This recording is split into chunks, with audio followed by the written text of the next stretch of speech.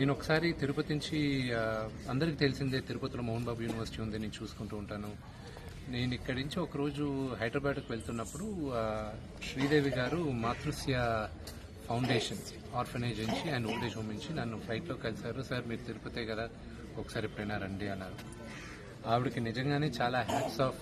ఆవిడ ఏ స్వలాభం లేకుండా ఆవిడ కేవలం ఆవిడ మంచి హృదయంతో ఆవిడ దాదాపు 120 పైన పిల్లల్ని, అనాథ పిల్లల్ని, ఆర్ఫెన్స్ని ఆవిడ చూసుకుంటూ ఉన్నారు. నేను ఒక సంవత్సరంన్నర ముందు వాళ్ళ దగ్గరకు వెళ్ళడం జరిగింది. వెళ్ళి ఆ ఉన్న పిల్లలందరినీ నేను దత్తత తీసుకుంటానని ఆ పిల్లలందరినీ దత్తత తీసుకున్నాను. వాళ్ళకి అప్పుడప్పుడు కొత్త బట్టలు పంపిస్తాం. అలాగే వాళ్ళ ఎడ్యుకేషన్ అంతా నేనే చూసుకుంటాను.